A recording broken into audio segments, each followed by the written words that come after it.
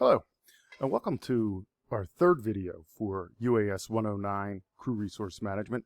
Today we're going to talk about communication and crew resource management. The biggest enemy of effective communication is the illusion of it, was once said. And that's the idea of everyone thinks they're a great communicator. Everyone thinks, I know what I'm doing. When I speak, people understand everything I say. And it's the other person's fault. It's not my fault. So it's this concept of, I am a great communicator. And so the illusion exists that it is there. So there's no continuous improvement in this area. Whereas what I'm going to try to explain to you today is, we all can work on our communication skills constantly. And it's your job as a remote pilot in command to do this. So let's kind of recap a little bit. Just what is the information you learned in your Part 107 preparation about communication? What is it the FAA thought was most fundamental for you to learn as an individual pilot? So we learned about communication procedures that the FAA required the remote pick and other crew members to coordinate together.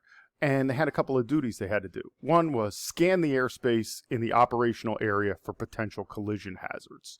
So you want to constantly, with your crew, be communicating, looking for something, whether it's the tower in the picture, another aircraft, trees, some other kind of obstacle, building, etc. You need to be constantly scanning.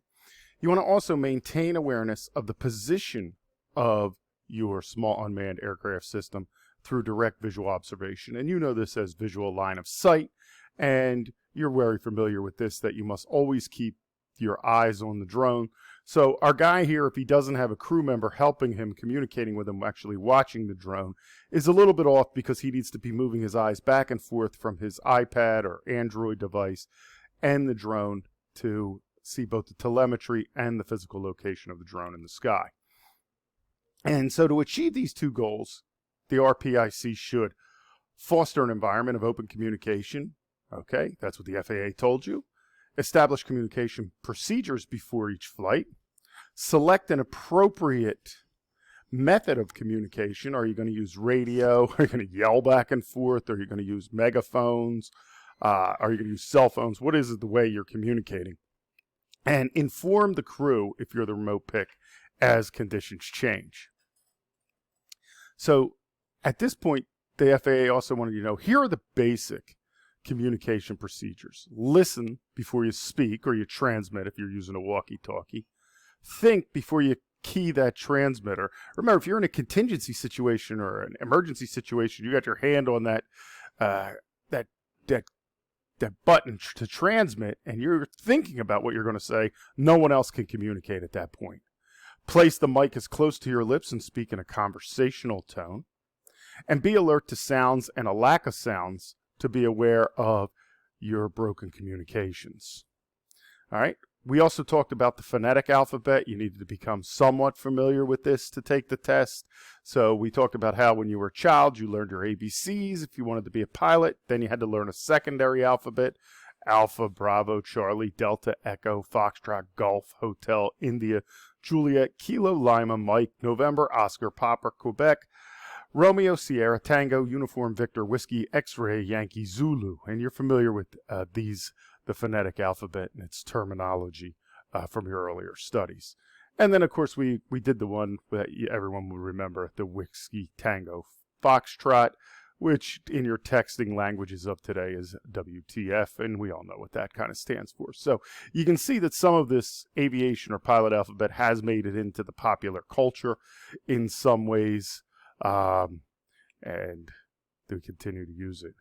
You learned that the Akeo alphabet, as it's called for short, is used to avoid mistakes caused by letters that numbers sound similar. We know that letters like M and N, B and D are very easy to kind of mistake if someone's spelling something out. So we use this longer version of the ABCs in this phonetic alphabet so that we avoid these kinds of mistakes when communicating.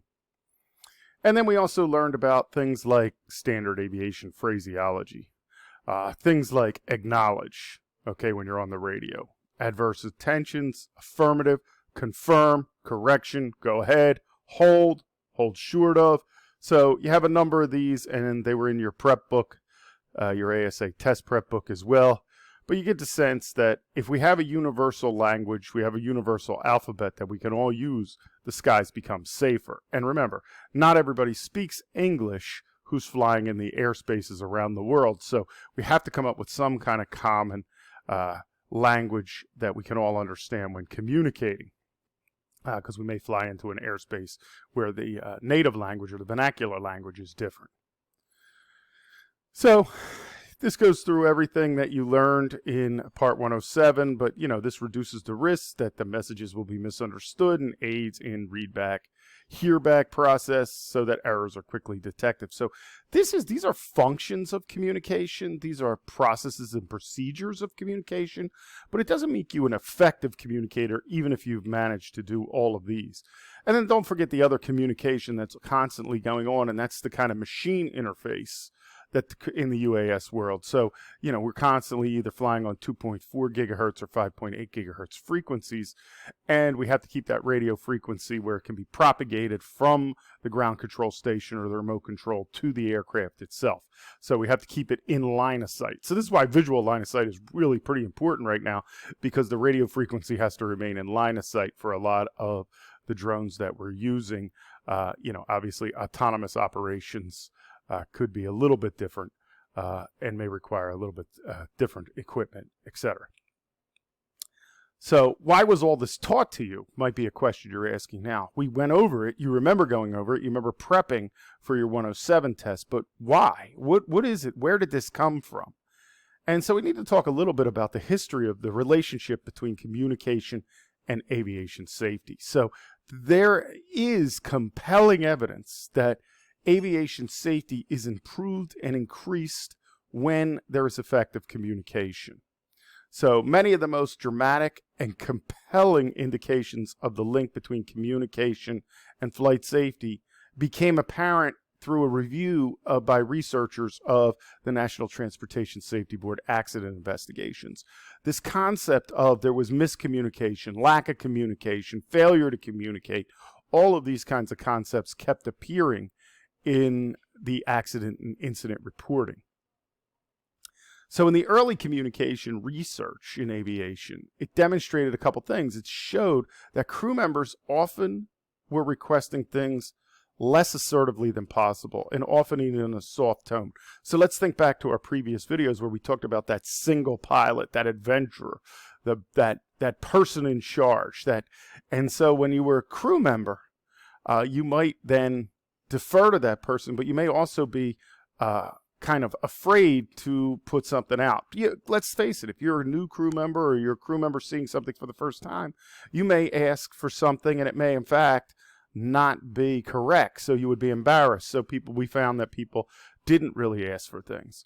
Requests became more pronounced as emergencies became evident. That's not surprising. Okay, I saw something, I didn't say something, it became worse. Now all of a sudden I'm in fear, so my requests are going to become more pronounced.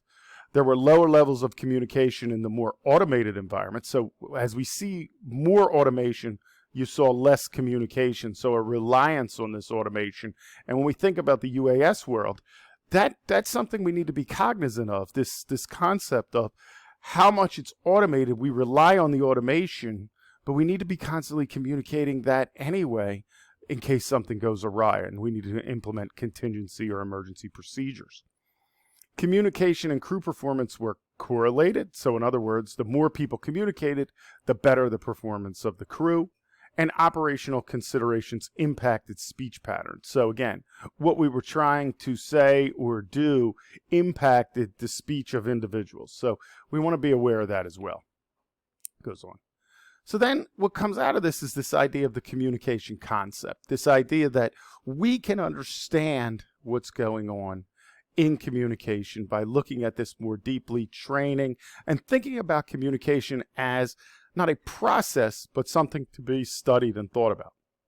So effective communication between crew members is an essential component of the concept of crew coordination. And this is both novel and not really surprising in that we start to realize that effective crews need to communicate. So if we're coordinating crews, communication becomes a vital component of this. Training for communication needed to be specific to allow for communication sequences to be identified and evaluated. So we needed to train not only, hey, you need to communicate. That's not really training. How do you communicate? Practice communication. Almost simulate scenarios in communication and look for breakdowns in how things go on. And realize that communications are both a skill to be developed. All right, so you have to practice, you have to work at it. It's not something we think we're born with this. Remember, when you were an infant, you're born in this state of disequilibrium, and you can't communicate. That's why you have no memory of that time, because you don't have any words to think back on to form these concepts in your mind. So it's a skill over time, and we've seen this in communication. It has to be developed. Whether it's written, it's verbal, it's interpersonal. There are many forms of it, but it is something that we're just not born knowing. It is a learned behavior. So we have to develop that skill, and we have to realize that once we have it, it's actually a tool in our arsenal to enhance safety and to reduce risk. So what are some of the common communication errors among crews? Well, the Air Force, NASA, and the FAA maintain a historical database of aviation incidents. And what they found was 70% of the archived mishap reports reveal that there were common deficiencies in the transfer or the sharing of information. So this is really pretty vital to understand. So there were problems addressing poor understanding. So, and as a teacher, I see this all the time. I stand up, I'm doing it right now, I'm giving a lecture, but do I know I'm communicating back to you if there isn't a feedback loop? So there's problems in the comprehension of what is trying to be communicated. There's lack of appropriate acknowledgments, and you've seen this in your own life. You said something to somebody, you think they understand what you mean, but you didn't get that feedback. Extraneous conversations are conversations about things besides the flight, besides what's going on, besides the actions that we're taking. Just these non sequitur conversations that really don't matter. That's part of the problem. Information wasn't successfully transferred. Okay, so the person didn't hear. Lack of confidence in speaking up. We've kind of discussed that already. People are afraid. They don't want to be embarrassed.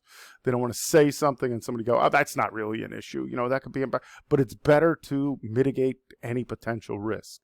And then, of course, overconfidence and complacency. So, never happened to me before. It's not going to happen to me now. Or, I can handle anything. I'll notice everything as the pilot. These guys are just here as secondary. These gentlemen and women are here, and they're not really going to help me on the crew. That's an overconfidence kind of thing. So the question is, how do you train some of these communication errors away?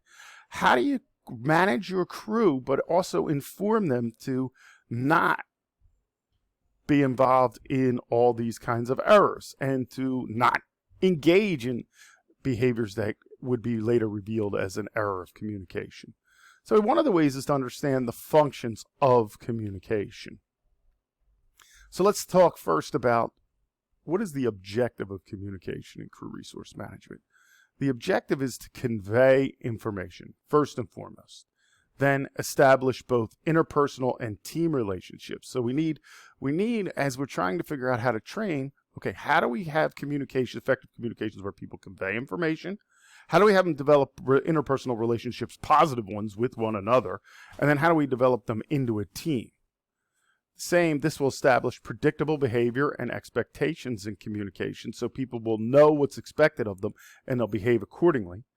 It maintains an attention to the task at hand, which increases or helps maintain the situational awareness that we want these pilots and these crew members to have. And ultimately, communication can also serve as a highly effective management tool in the CRM process. So there's always communication functions and problems. You know this from your GPS satellite beaming down information. All of a sudden it's not there anymore. Well, that's machine, but humans are even more complicated. So let's talk about what are the functions versus the problems in communication. So the function, provide information. Okay, that's what you're trying to do. You're trying to communicate needed and valuable information. The problem is you don't provide the information, or there's a lack of information to provide, or it's incomplete or inaccurate. You didn't give the full story, or you were just wrong. So, that's one of the functions, and the problems or the breakdowns are readily there. It can help establish team relations, but communication, when it's negative, can develop interpersonal strain. It can be ambiguous. It can reveal a lack of leadership, and it can reveal a lack of role clarity. When there's ineffective communication, people may not know what their task is, or they may not know who's in charge. We haven't set up these guidelines. We haven't really put this team together properly. Communication can establish predictable behavior. Think standard operating procedures or best practices, or, this is what the industry calls for. The threat to the function or the problem is we often see non-standard or unpredictable behavior in communications. We've seen people, think of somebody in high stress. They haven't gone through the I am safe checklist. They come on stressed. They can be rather unpredictable at times if they're not dealing with that stress effectively. Another function is to maintain the attention to task, keep everybody focused, maintain that situational awareness. But as complacency comes over, there can be a loss of vigilance, monitoring of what's going on, and a breakdown in situational awareness, as we learned in the last video. The last function is the management tool. We can use it to manage resources, time, workload, but it can be misdirected, or there could be a lack of management. There can be tasks undefined, who's in charge of it. There can be time that isn't worried about. And there could be overworkload. People can play favorites and give this person all the work, and this other person's doing nothing. See, that's bad communication. That's bad management of your crew. Do not let the interpersonalities get involved in your decision-making process as a pilot. The ultimate goal of communication is to transfer that information. Now let's think about where information emerges from. Numerous information sources in aviation. You got the crew, you can get information. You got air traffic control. There could be other aircraft in the sky telling you things about what's going on with the weather, or what's going on in the airspace. Is it crowded? You got the manuals for the company, your operations manual, your ConOps. You got your aircraft manuals. You got all your FAA regulations. You got your maintenance logs, your checklists, and all kinds of other documents. So there's a myriad of information here, and you'll notice, as I've kind of laughingly kind of chide the past a little bit before, nowhere on here is a cocktail menu or the dinner menu in first class. The information that we're talking about is critical and vital to the safety of operations. So given that myriad of information, there are constant transfers that occur within flights. All right, so let's talk about the interpersonal or team relations. Let's remember something. This is complicated. It's not as easy as it seems, because communication is a social function. It is a function of our society. Okay, and in that, we're dealing now with people. And whenever we deal with people, it becomes more complicated, because people are not machines. They do not act the same way. The same person may act differently in the exact situation more different times. It's a complicated world without essential and proper training. So let's remember that it requires explicit information transfer of rules, norms, and task boundaries. So in other words, as we develop this team, everybody needs to know their role. Everybody knows what needs to be expected of them. What's the culture? What are we trying to achieve here? What's the normative pattern? And what are the boundaries? What are the lines you do not cross on that team? Very important to kind of develop, train for, and set a standard and expectation level for all of these. Clear authority should always be defined, as well as the competence of the authority figure. So we do not want someone in charge who doesn't know what they're doing, but we definitely want someone in charge. We want a leader. And in the world of aviation, it can't be democratically elected. It has to be based on competency. Lives are at risk here. So there has to be a clear command and control structure in what we're doing here. We can rely on the predictable behavior of people. Now, I give you this little image here of the people walking in I'm assuming a major metropolitan area of some sort. And notice, we all know how to walk in this congested area. Okay, we occasionally will bump into people by accident, but we manage this. We know how to do it without thinking about it. Think about the last time you went to an amusement park and you stood in a line, or a line at the movie theater. You know how to stand in a line and how to do these things. But no one really kind of taught it to you. You just emerged from social norms. All right? Well, maybe your mother had to yell at you when you tried to butt in line at the amusement park when you were a kid, but we won't bring that up now. All right? But so let's understand that even in team performance, there's predictable behaviors we can look for. And this, again, is usually the purview of the sociologists or social psychologists, but we can use what they've learned here. So we know that an effective team performance in complex environments requires that those team members are integrated in an organized, timely, and well-communicated fashions. They're brought together and created into a team so everyone knows the expectations, so we can fall into a pattern of productive, positive, predictable behavior. There's some exemplary behaviors too in communication. Coordination of tasks among crew members is facilitated by the fact that the pilots can share knowledge and skills to a great extent. And we do this through our standard operating procedures. Everybody then, assuming they've read it, and this is why we quiz on it, everybody behaves in a predictable manner following these standards that are in our operating procedures. Communication allows for the effective implementation of these SOPs. This standardized information transfer creates expectations about how and when information will be made available. So the crew member knows when the pilot is going to relay information at different intervals because it's in our standard operating procedures. And within these should also be contingency plans, emergency plans for UAS, all of these. Familiarity of crew members enhance communication patterns. Okay, so them knowing one another actually improves their communication because they feel trust and safe and they've worked together. And similarity of communication patterns are apparent in high-performing crews. So this is some of the things we've seen ex post facto of crew resource management training. Another aspect is we need to monitor the tasks and we need to maintain situational awareness. So many of the communication functions overlap, and common breakdowns among crew members in task monitoring and the loss of situational awareness comes when there's a breakdown in command. If you don't know who's in charge, if everybody's talking on the walkie-talkie at one time. So you have to have that command structure at all times in these kinds of operations. Watch another video of mine on strategic planning, and I'll talk about flattening the organization and democratic decision-making. But here is much more stringent. We must have command, and it must be well understood. We must make sure that all of our communications are complete and uninterrupted, because the breakdown happens when they're incomplete or they're interrupted. We need to have acknowledgement back and forth. That's why they literally, the first word in the Part 107 when we took that class was acknowledge. Acknowledge. I acknowledge I heard you. I know. We have to have good observation and communication, so we have to constantly be observing the environment, thus why we have crew members called the visual observers.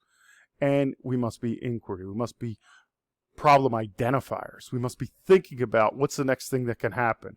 What am I looking at? What is overwhelming things I need to be concerned about with this flight and this operation given this environment?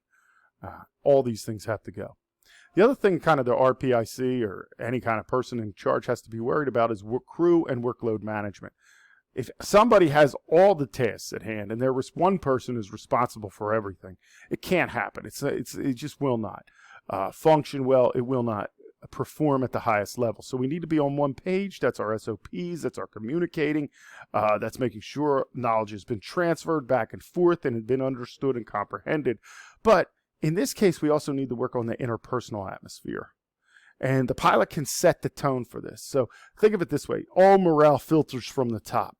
So if the pilot comes in with a negative attitude, guess what the lowest member of the crew is going to have? A negative attitude. It can't be any other way. So creating this interpersonal dynamic is important, and the pilot can do that. Setting a high standard of professionalism is very important. I mean, generational differences matter here too, so you should always be considering those when you're looking at your crew, because how people take critiques or back and forth communications can vary as well. Understand that you want to have those standard procedures we talked about with common expectations. That's going to help your crew understand what their job is. Keeping them informed so they're not in the dark. I've been on planes, commercial airlines, where something starts bumping around, and you can see the look. People start asking the flight attendants, what is going on here, what's happening, and they say, well, we're going to get, when the pilot tells us that's not a good place for them to be in either. And it's 9 times out of 10 probably nothing. Maybe even the pilot doesn't think, but the flow of information is important to keep. And understand it's an open communication loop, so you want the crew speaking back to you as the pilot. Long gone are the days of, I'm in charge, I tell you, you do. Now we need the communication to come back. So command is not a dictatorship. It is the decision-making, last line of decision-making, if you will. But in order to make effective decisions, the pilot too needs information. So this loop has to be open. So let's talk about the typology of management strategies. So when we're planning, all right, so in the planning stage for the aircraft, we may study what does an approach look like. In the environment, we'll look at routes and we'll figure out, okay, what's the weather with everything. And with the people, we need to prioritize tasks. So in the planning, all this should be done in advance. And you've done a lot of this already. You've looked at, okay, where am I going to take off for UAS? What's going to be the mission? What are going to be the obstacles? Do I have to worry about radio frequency? That's all in your planning. But how much have you thought about planning your crew? How much have you thought, well, I'm going to inform them of all these things as you move forward? So this kind of idea of prioritizing your crews is important. Then you get to the point where you're acting, okay, with the aircraft. You're following some procedure, some automation in it. You're implementing those routes. You're going into flight, and you've assigned tasks. And maybe you have to reassign, depend on what's going on. And then the constant time you're evaluating and monitoring. You're looking at, okay, where's my drone in the sky? If it's automated, is it where it's supposed to be? Is it flying? Is it hovering? Is the remote control controlling the aircraft? And then reporting in the environment. Okay, we've reached this point. You might have a visual observer. You might be doing a large area. Let's think if you were doing a farm. You might have people spaced out. You're on a walkie-talkies. Let's say you're doing a complex mission, like flying over people even. Now you have to have multiple visual observers. I know of no case where the FAA has approved flights over people without visual observers, but I guess it's possible. But that person needs to be informing back and forth between the pilot and the crew members. And then you need to evaluate the crew members as well. You don't want to bring a bad crew member back, right? So what are the effective communication behaviors? Let's review them again. Use standard terminology and phraseology. Okay, we talked about that even in Part 107. Advocate concerns and suggestions clearly and be assertive. Acknowledge all communications, whether they're face-to-face, through walkie-talkies or equipment, or even if it's going on in automation. And let's say your remote control is telling you something, you need to be communicating that to your visual observers as well. There's telemetry information constantly in the downlink coming to you, and you need to be using that to inform your crew members rather than going, all's good, all good. I don't need to tell them something until something goes wrong. You know what? Effective communication is telling people when things go right as well. Provide needed information, what they need. Repeat stuff only when necessary. Ask for clarification when required, whether you're the pilot or the crew and you don't understand. Don't assume. Resolve conflicts constructively in a timely manner. So remember, I've kind of gone over this before, but effective communication requires practice. Got to be practicing. Got to doing simulated scenarios. You got to do your contingency scenarios.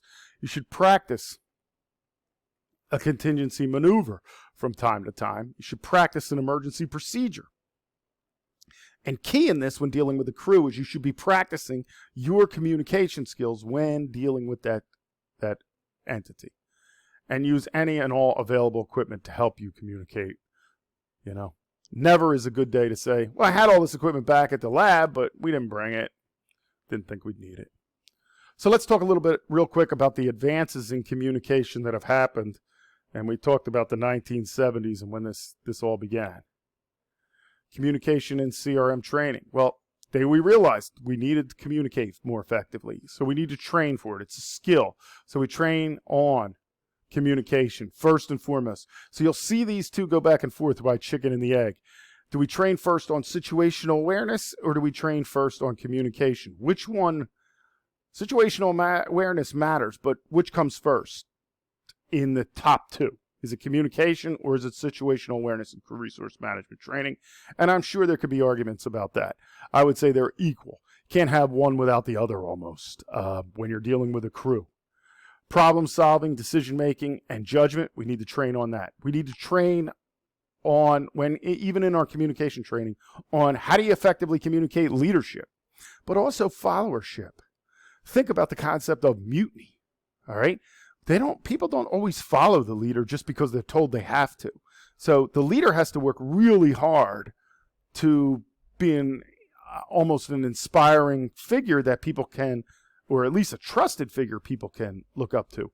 But the people that are being led, they have to agree to followership. They can revolt, if you will.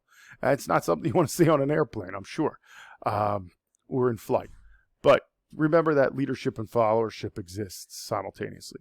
Stress management, so we talked about this, and we'll continue to talk about this. How do you break down? How do you ensure you don't fly when you're totally stressed out? Critique what you're doing, make it better, continuous improvement. Doesn't mean rip people down, means build people up, and then work on those interpersonal communications, those interpersonal skills. We have to remember the communication and CRM evaluation. To evaluate and improve a crew, the supervisor will need to employ effective communication. All right, so in other words, if you're evaluating someone and they don't understand what you're saying, they just feel like they're being criticized all the time, they're not going to get any better. So you have to really work on these, and we're going to spend probably the second half of the course in this, kind of building your skills for both communicating, educating through the FAA fundamentals of instruction, and also evaluating effective crew and effective piloting. All right, so you need to evaluate a number of things. You need to evaluate the technical, the controls, the navigations, the system management. All right, those are the technical routine functions. Then there's, non-routine functions that happen in flight control, navigation, responding to a hazard, and systems management. All right, so think about it. The routine thing, contingency plans, programming, adjustments, monitoring all the time. But we may have to, at the same time, respond to uncertain requirements and changes. So it's dynamic. Even though we have these technical objectives, things can happen that put them to the test. We have procedural things like checklists, briefings, air traffic control. All right? But we need checklists for non-normal. All right? Those are for the routine.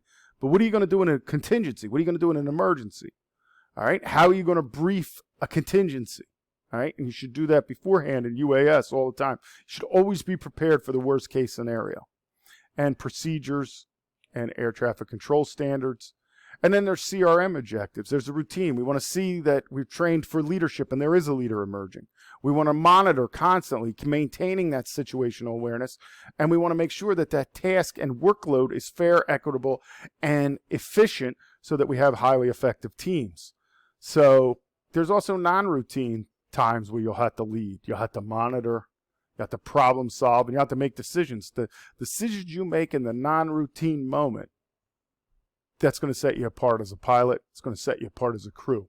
Your ability to deal with a contingency so it doesn't turn into an emergency, so it isn't something you have to be regretful for. That's key to crew resource management and to your leadership as a pilot.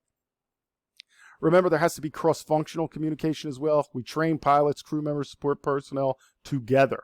All right? So we can't just, we train pilot over here, we'll train the crew over here. They got to be in the same room learning at the same time so there's a common language, a common understanding of things. So it's cross-functional. Yeah, everybody has their own role, but everybody can't have their own communication system. That has to be coordinated. Simple combination of multiple work groups in the same room attending the same classes.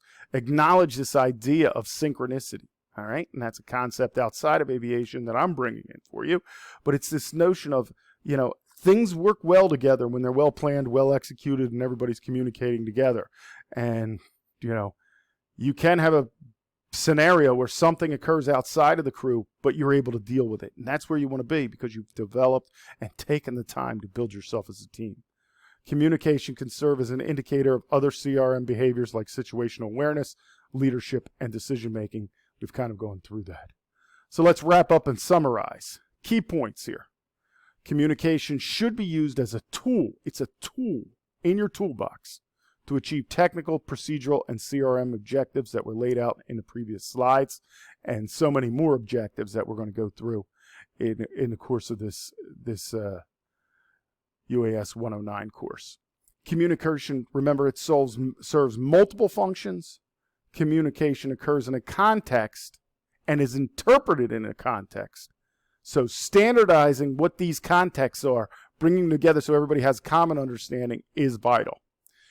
And makes situational awareness and communication, I'm going to say, the key factors in your crew development activities. These are going to be the two most important things. These are going to save you from incidents. They're going to save you from accidents. They're going to make the skies safer, and they're going to make you a professional pilot. Let's go over a couple Q&As, just a couple of little test questions that you might see on a quiz in a later one. So here we go. Communication blank is a necessary responsibility since it emphasizes the effects of specific incidents and progressive trends. And that is feedback. Got to have that feedback loop. Communication feedback is necessary responsibility. You must acknowledge, you must make sure you understand what was being said, and the person receiving information from you understands what you are saying at the same time. So that practice that we often have in society, where we spend all our time trying to make our point or waiting for the next thing, waiting for that person to finish talking so we can say that next great thought in our head, we got to move away from that. That's problematic, and it's going to cause problems. So that constant feedback, that appreciation of one another, the ability to communicate with one another. What percentage of aviation accidents are attributed to common deficiencies in the transfer of flight information? I gave you this percentage. I emphasized it. I'll say it one more time. That's 70%. Think about that. That's the vast majority of aviation accidents and incidents because there isn't proper information flow being communicated back and forth. That's an incredible number. The blank blank is the best time to establish a free flow of information between crew members. The pre-flight, first word, briefing. You want to have this. A pre-flight briefing is so vitally important. You may say, "Oh, we've done this mission so many times. We've been out. We were mapping this agricultural field. We've been mapping it every single week for months." Right? Once a week, every 10 days, we're out there. We know exactly what. No, rebrief every single time. Go over what can go wrong every single time. Just think about how many times you get a computer glitch. All right? That can happen on every single flight. We are flying computers, all right, with cameras in complex systems running on the most common open radio frequencies out there. We need these pre-flight briefings. They're important. Do them. They're going to save you embarrassment and make you a professional. Actively stating or passing applicable information required when attempting to accomplish a given task is known as assertion. All right? So I said this a couple times. Be assertive. Share your information. Look, it's okay to be wrong. You know what's great? What's great is if you're wrong, no one got hurt. Everybody laughs at it afterwards. What's bad is if you were right, you weren't assertive, a bunch of people got hurt. Nobody's laughing afterwards. So better to be embarrassed than to get another person hurt. Who should have control over the communication during a given crew shift? The supervisor. So in our cases, could be the right pilot in command. It could be the air boss. You'll know the authority structure on a given day. We even color code our vests. So when you're flying at Warren, you know who your air boss is, you know who your instructor is, you know who your RPIC is, and then you know who your crew is. So, you know, even trying to color code it so the roles become apparent. So later in life, when you're all in the same attire, which with any luck will be blue jeans and a t-shirt, then you'll be able to be out there. But the roles will be known without the color coding. True or false? Crew members should not be encouraged to provide opinions during flying operations. Only the supervisor, only the remote pilot in command is allowed to provide input into the decision-making process. And that's false. We want everybody communicating. You want to know what's going wrong. You want to know from one of your crew members if you're not seeing something. You know, you don't want to be that all-knowing, all-powerful being in flight. You want to be the most informed pilot you possibly can. So that's this part on communication and crew resource management. We have a number of other videos that we're going in your lesson this week. I encourage you to watch them next. Enjoy them, learn more about communications. I'm Dr. Will Austin for Warren Community College. I'll see you in the next video.